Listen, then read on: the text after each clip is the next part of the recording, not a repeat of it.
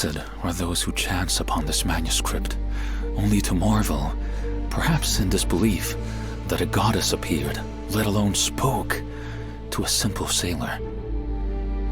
Whether for grandiosity or merciful boon, fair Athena has once again brought me from certain harm. Yet this time it was not from deep water's grasp that she pulled a drowning man. This peril moved quickly, set high upon slithering tails. 'Tis true, for I have beheld such. And what wisdom flowed from the lips of the goddess, parting to mortal man? Admonishment? Pity? No, naught but hope. Upon each honeyed word I clung, drawn to them as a moth to a distant light within a dark wood. Then a covenant was struck between fair Athena and this sailor. Find my stalwart companions, those who yet live and are scattered upon these shores. And though horrors surely await, she will lead us down gentle paths to a waiting boat and safe passage from this isle.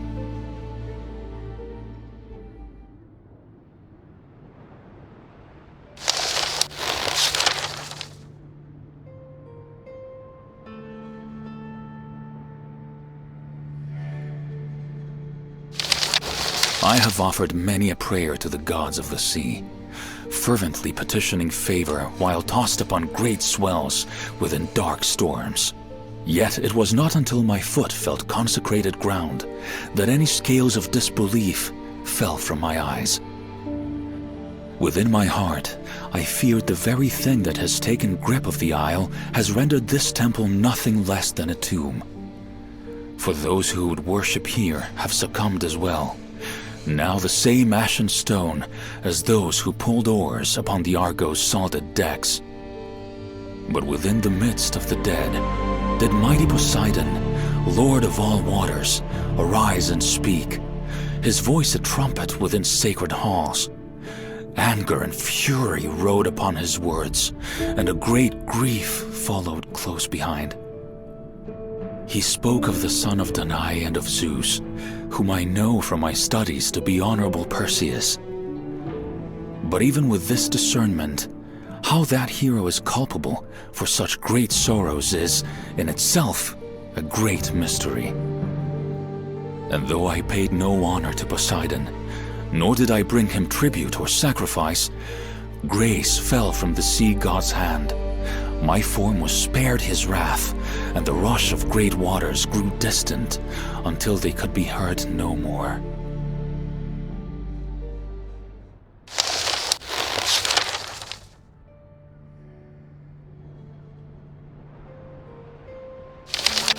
May these words recount the strange toils of Argonus, chronicler and maker of maps, washed up on strange shores and awakened by the voice of a goddess.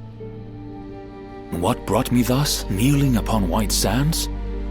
'Twas a fell song, carried from one wave to the next, until it met the faithful Argo and pulled her deep, shattering both bow and stern.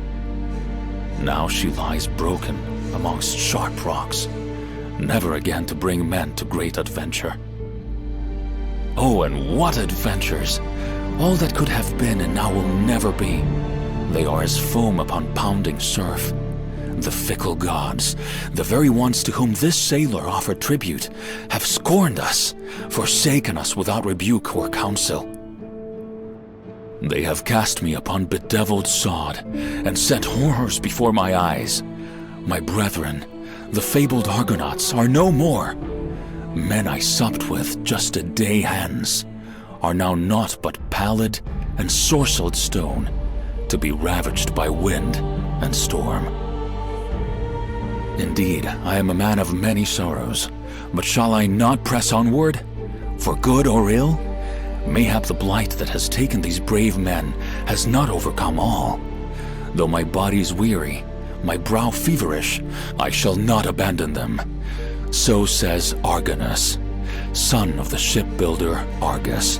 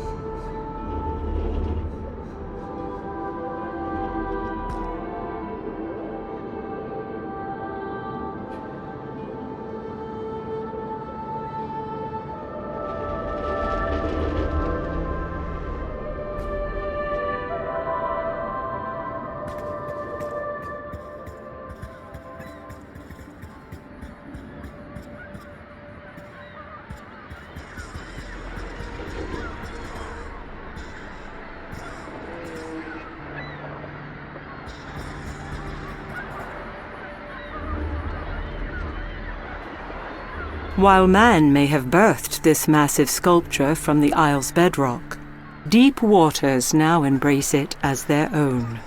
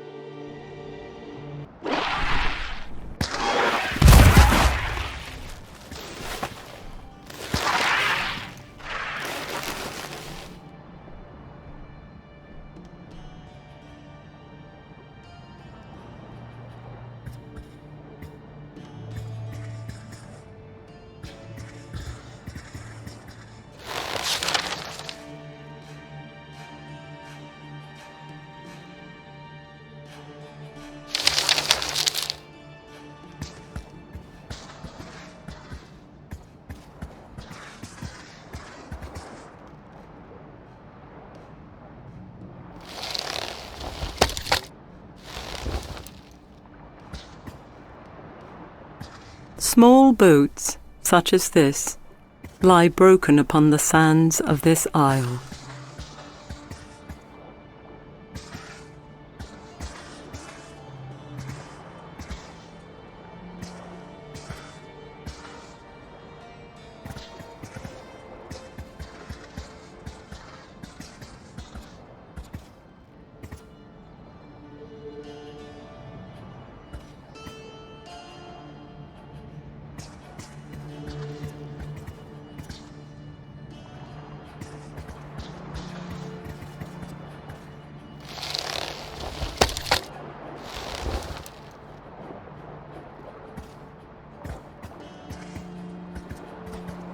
This net has been set out so as to dry in the warm ocean wind.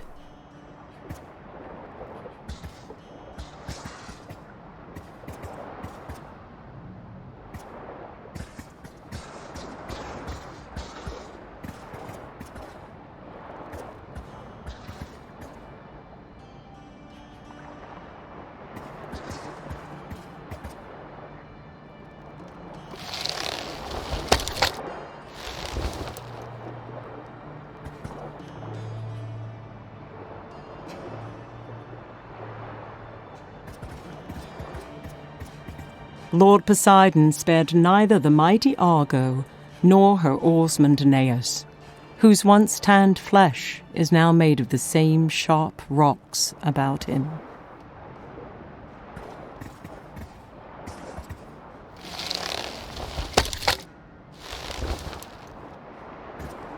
Having survived the wreck of the Argo, Agamedus, a brave comrade, fell to bewitchment and is now naught but a perch for birds.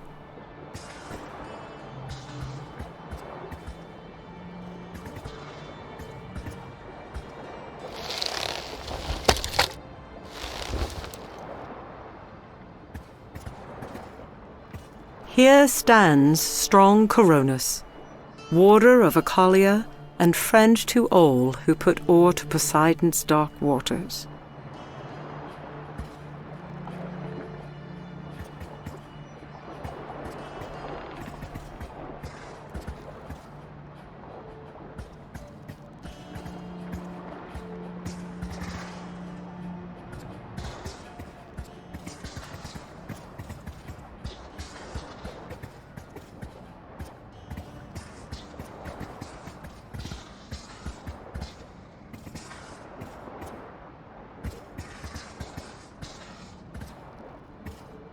This man appears to have been shielding his eyes from the very thing that took life and left only stone.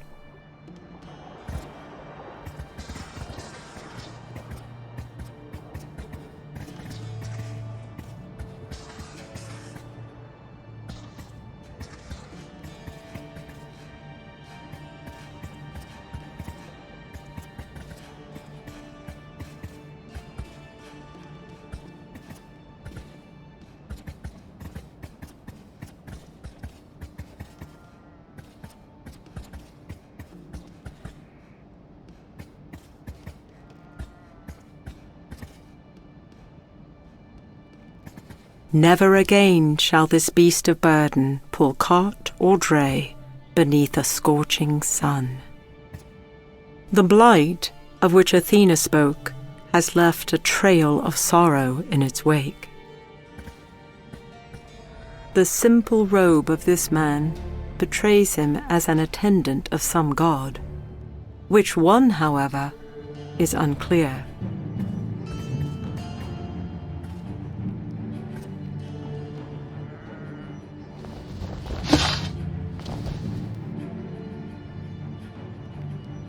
Laden with empty barrels, this wooden cart sits idle, its heavy wheels resting in well-used ruts.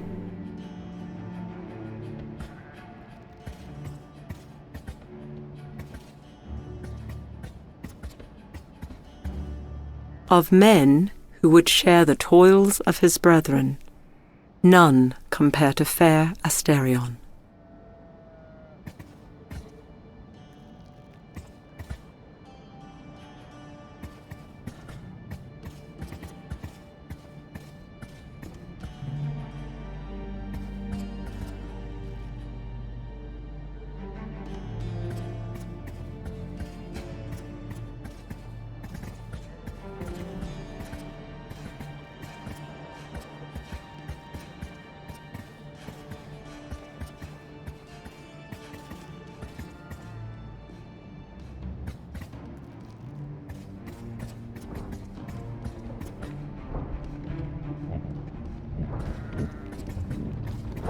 This wayward pig is concerned only for that which will feed its large belly.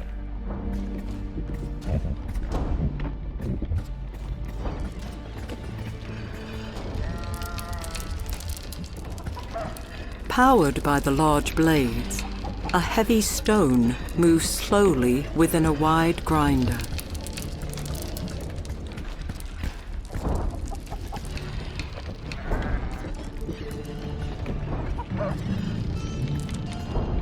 A strong westerly wind beats against this windmill, moving the light wooden blades in an endless cycle. Heavy ropes bind the rungs of this simple wooden ladder.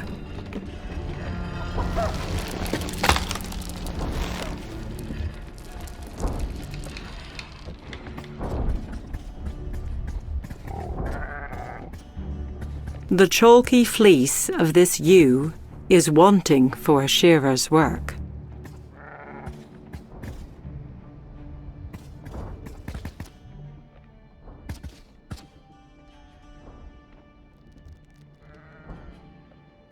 "'Tis naught but a large wooden barrel."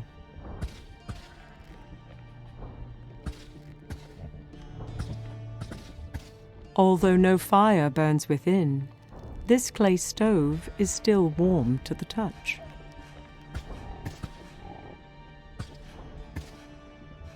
Uncovered food such as this is sure to draw flies.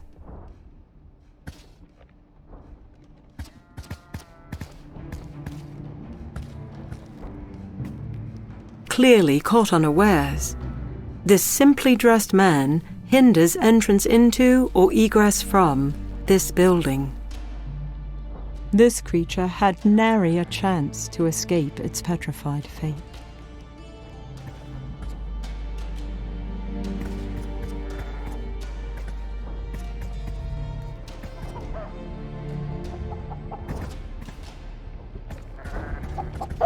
Nothing of interest can be found on this ordinary chicken.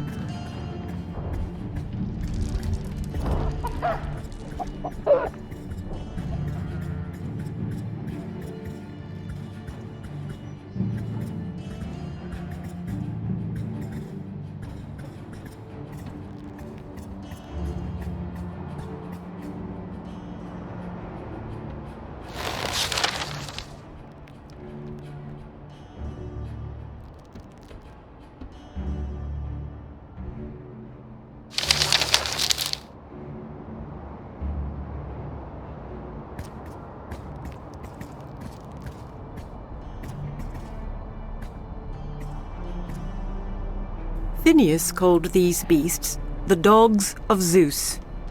'Tis an apt description for something that would eat what even most creatures would trample underfoot.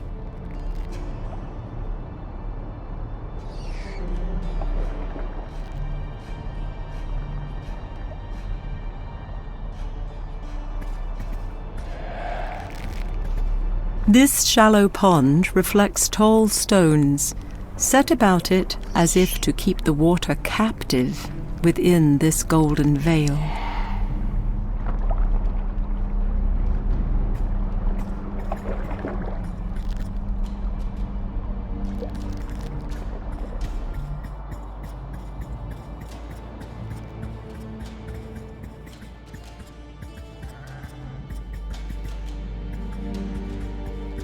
Having endured sore afflictions and beached ships, 'tis sad to see Arius, son of Bias and brother of Teleos, in such a state.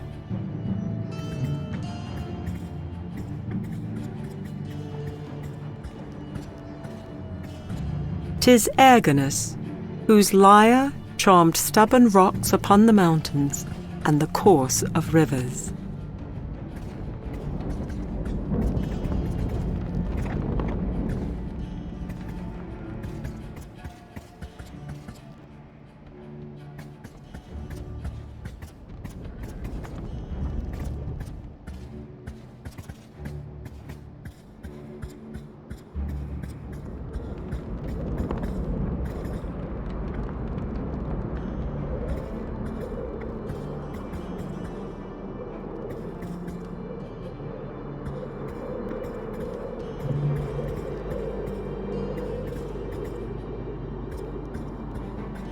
Zetes, the son of Boreas, shall stand battle-ready for all eternity.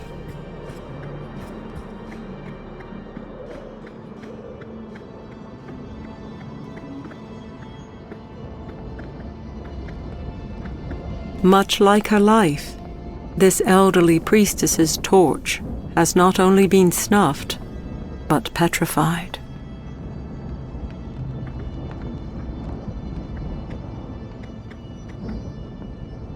The eyes of this man appear as if pleading, begging to be released from a stone prison.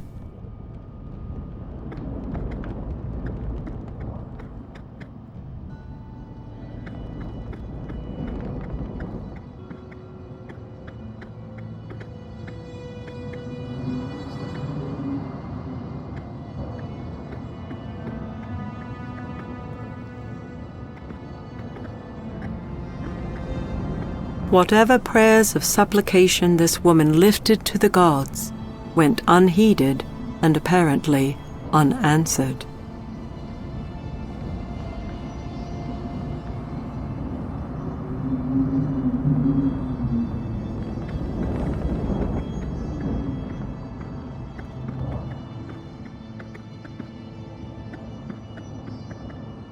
This stone is bereft of markings, offering no explanation for the small depressions set into its surface.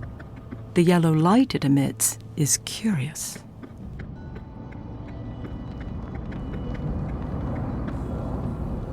While impressive statues dedicated to the goddess Hera are not uncommon, the dearth of pious attendants is troubling. Provoked by the wandering sailor, the great statue of Hera moves, her unblinking eyes falling upon Argonus. Who are you, Argonus? Historian?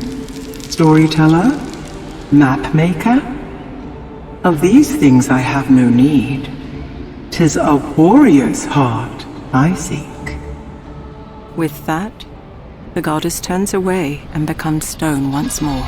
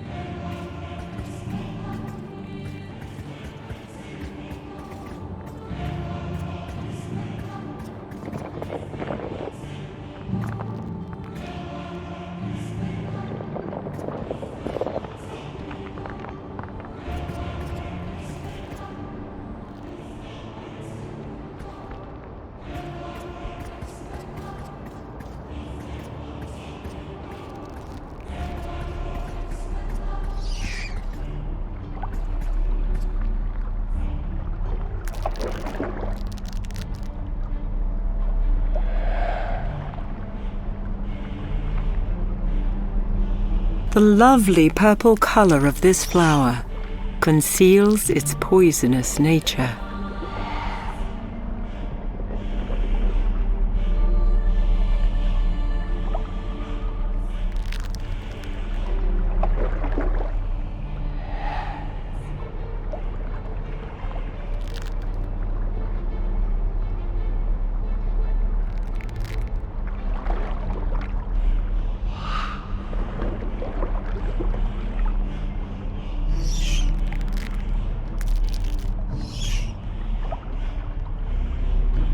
This shallow pond reflects tall stones, set about it as if to keep the water captive within this golden veil.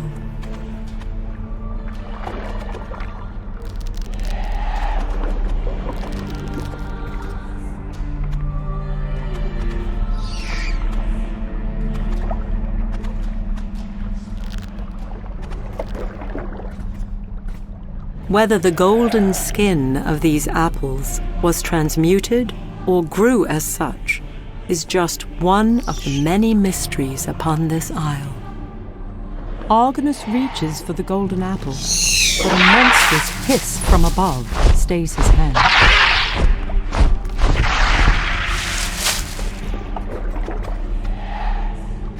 There are few creatures with a more hideous countenance than an ancient wind spirit turned carnivorous bird.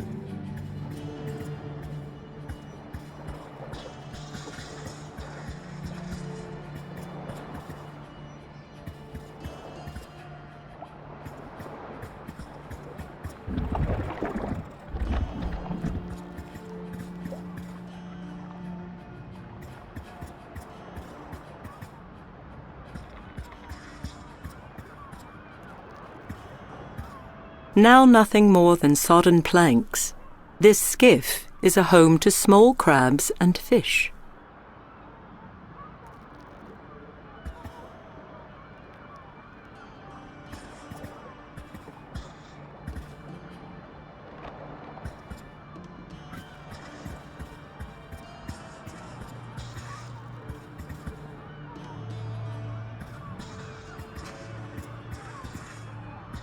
A small opening, no wider than 2 shields, can be seen in the cliff's face.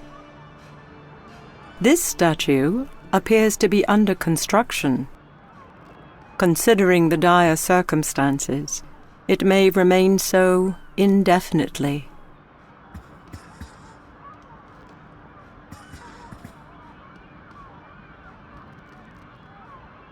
Argonus places the ladder against the rocky cliff before driving the legs into the wet sand.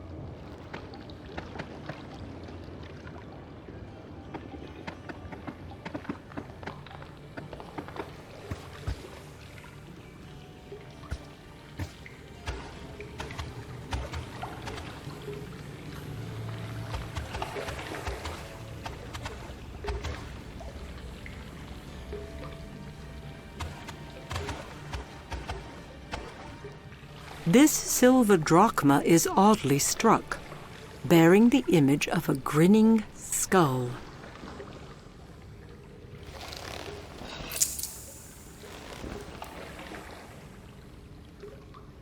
Silver drachmas are not uncommon, but the scoring on this piece is unusual. 'Twould be more fitting were it found within Hades' temple.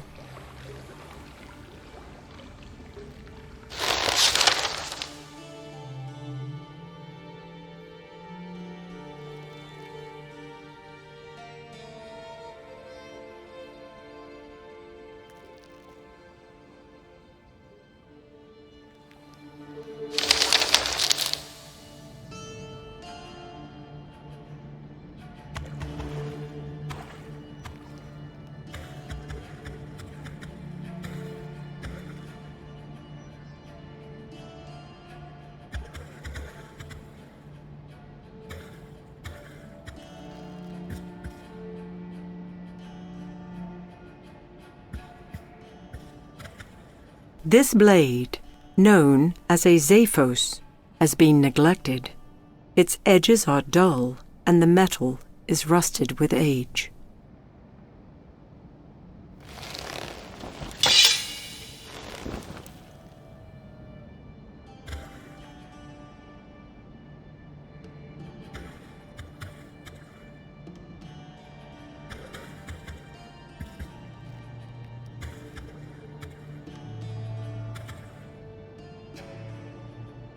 A blade this dull would be of little use to even a common cook.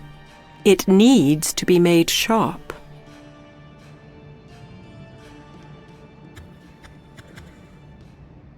While some of this etching is ambiguous and incomplete, a single distinct monstrosity is not.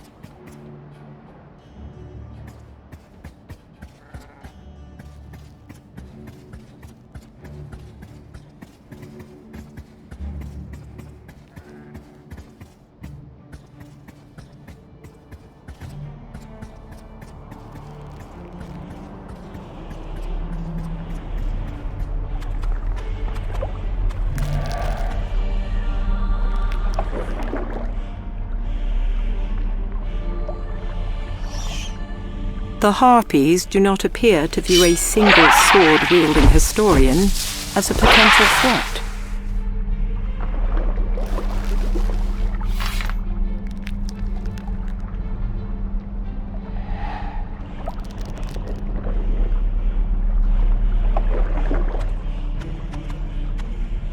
Argonus reaches for the golden apple, but a monstrous hiss from above stays his hand.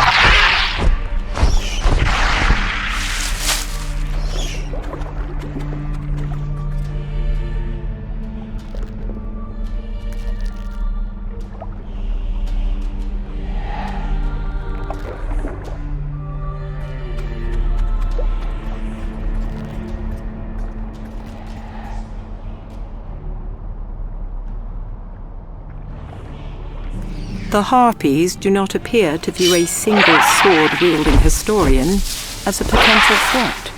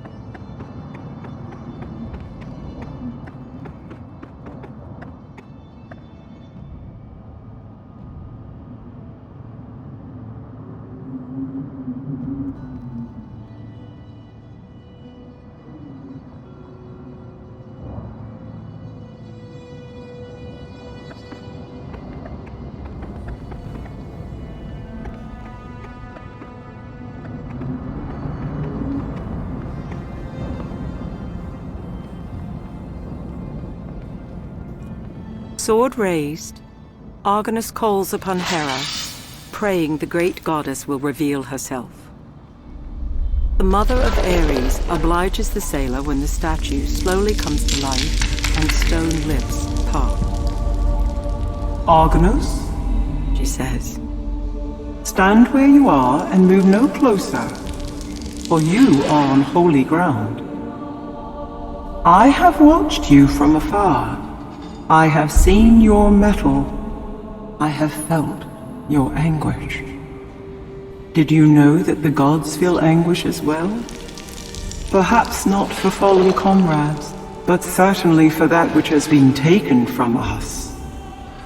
Zeus's pets have taken to roost, defiling my golden orchard, which now lies fallow. I need but one warrior who would reclaim it. Reclaim my honor. Would the name of Argonus be immortalized thus? Argonus says nothing and raises his sword once again. Hera nods even as the sailor feels her eyes move from his face to his chest, and then finally resting upon his weapon. But this sword is ill-suited for such a task. Its blade is dulled, but I will grind it fine. Its tip broken, but I will make it like new. Hera transforms the weapon, reshaping the steel with nothing more than a wave of her hand. As Argonus marvels at the restored sword, Hera reverts to stone, but not before a final warning. Prove yourself, sailor of the Argo, and you shall be rewarded. Fail in this, and not even Athena can save you.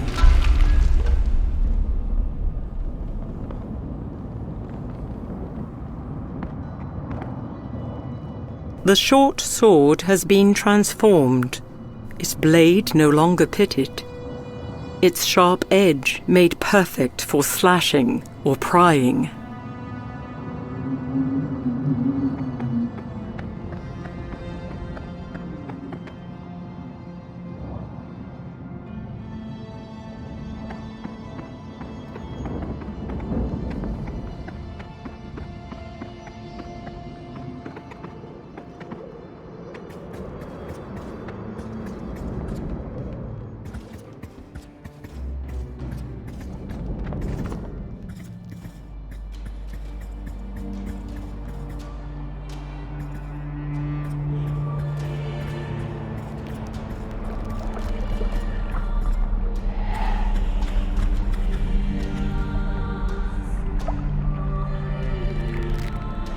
The Harpies do not appear to view a single sword-wielding historian as a potential threat.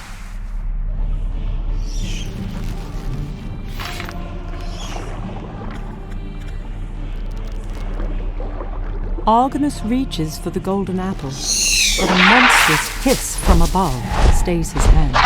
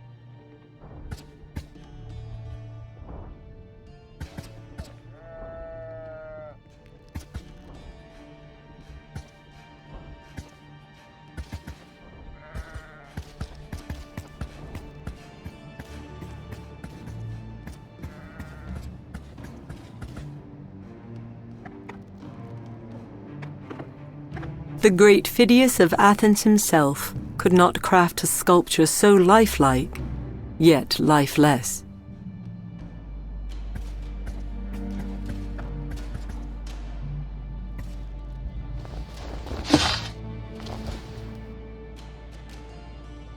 The form of a child, still in mid-stride, is no more than a lifeless statue within tall grass.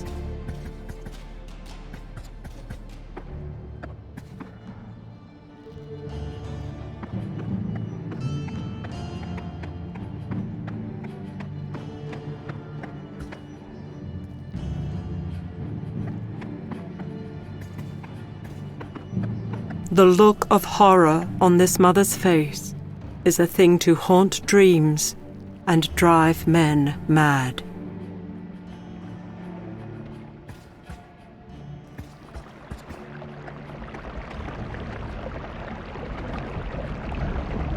Undoubtedly part of a larger mosaic, this piece deserves additional study as it features a number of prominent images.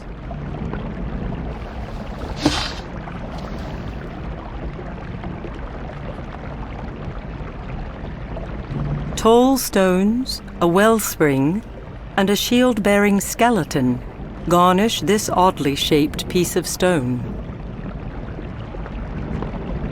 Neither man nor woman is granted mercy from the scourge that stalks this isle.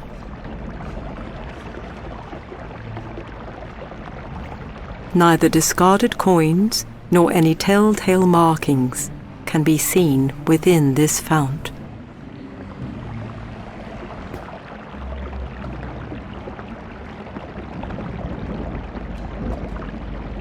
The mosaic piece that occupied this space is missing.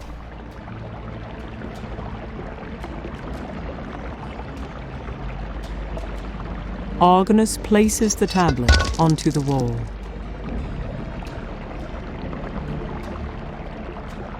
While placing the piece in the proper spot, childhood memories flit through Argonus's mind. The stone piece appears to fit perfectly into the space on the wall.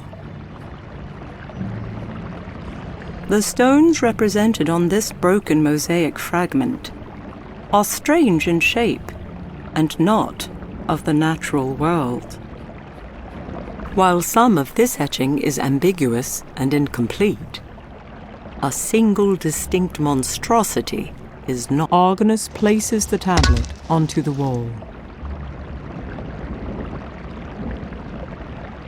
With a grunt of satisfaction, Argonus finds the correct spot for the piece of sandstone.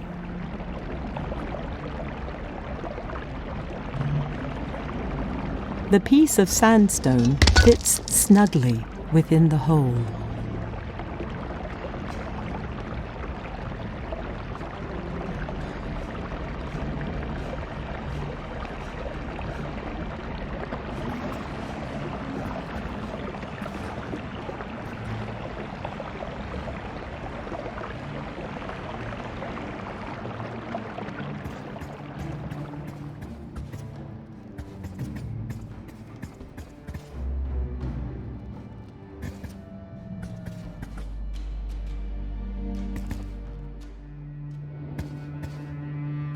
This small bed looks uncomfortable, even to a lost, weary sailor.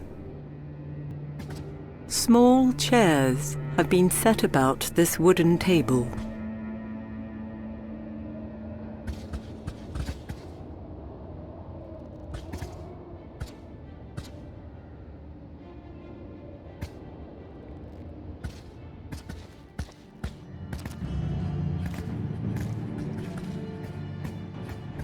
The bane of this isle has claimed both the young and the elderly without prejudice.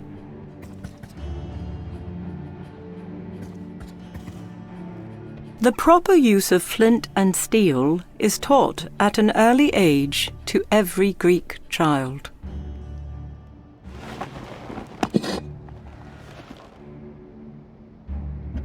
This cart is in fine shape and only in need of an ox or horse.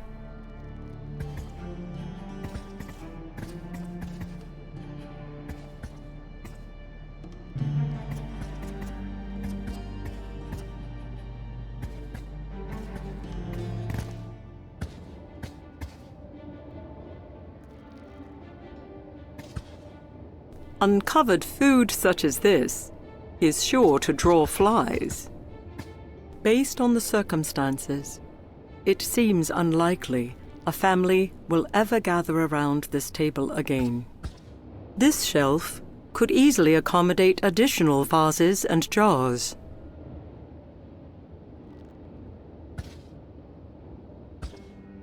This hide has been set out to dry, no doubt to later be used as clothing or bedding.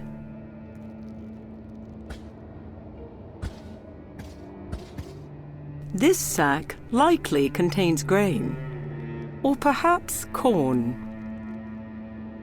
There is little of interest on this hastily crafted shelf.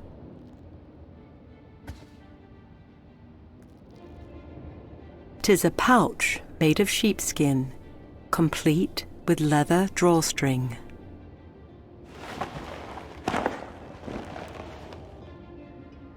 Judging by its appearance, the stone pestle has seen its fair share of use.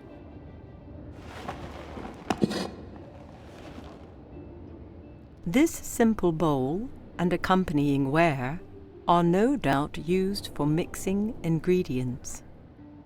This parchment appears to be a recipe of sorts and provides illustrations of the required ingredients as well.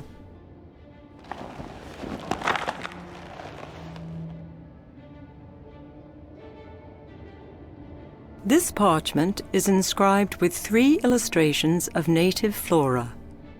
Next to each is a name and a brief description. Datura, purple trumpet flower. Black nightshade, white flowers with berries. Mandragora, green leaves with red. The sailor pulls the mandragora from his satchel and places it in the mixing bowl.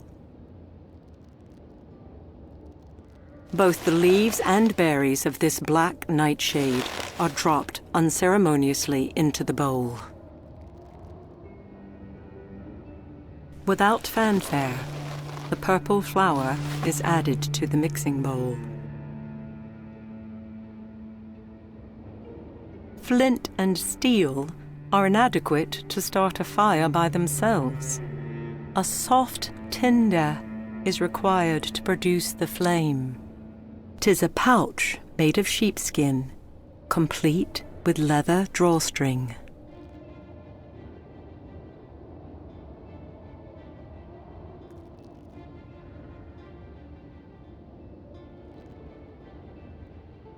The bowl filled, Argonus crushes the ingredients into a pulpy mix, one that smells faintly of lavender.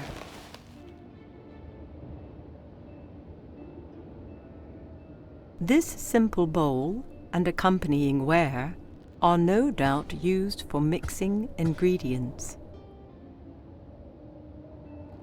Argonus takes the newly created mixture and drops it into the small pouch.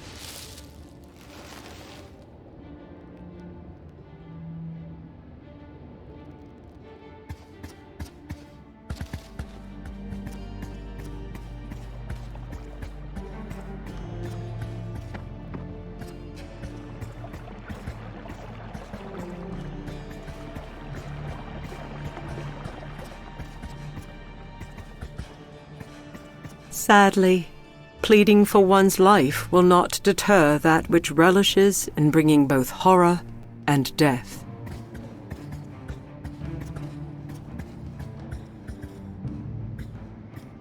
Clothes have been set to dry on this clothesline.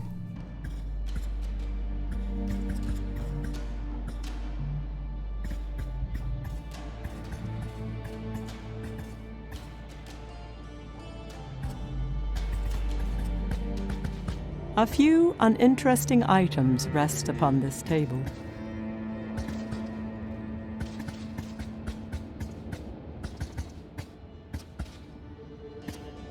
This large shelf is stocked with various vases and bowls.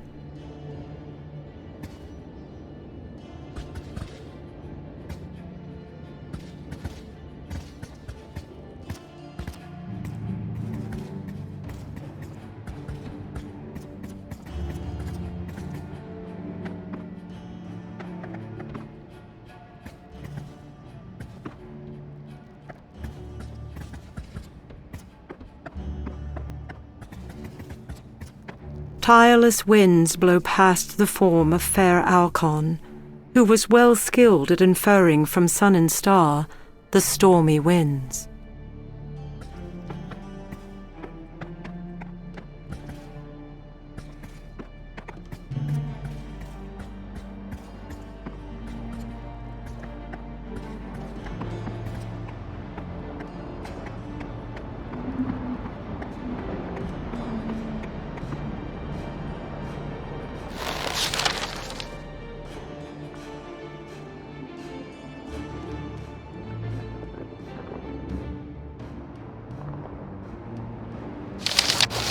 Whatever has passed, and whatever lies before me, I shall never forget the commission laid upon my shoulders by the Queen of the Gods herself.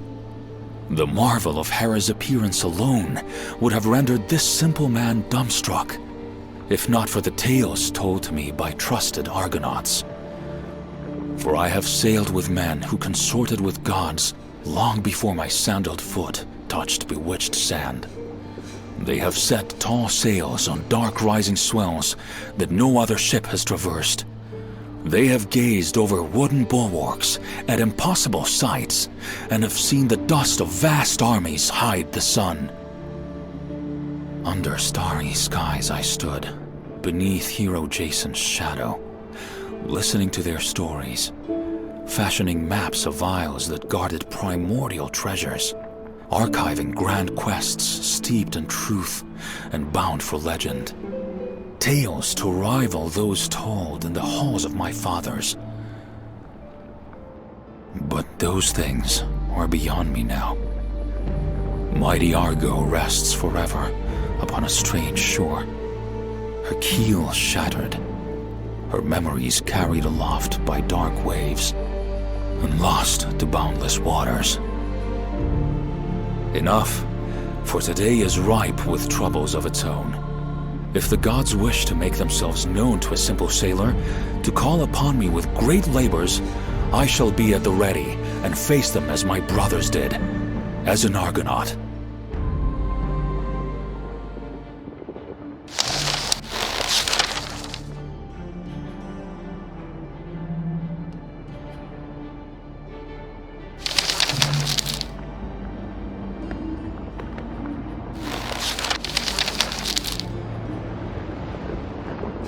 This pouch has been filled with a mixture of 3 strange, poisonous ingredients.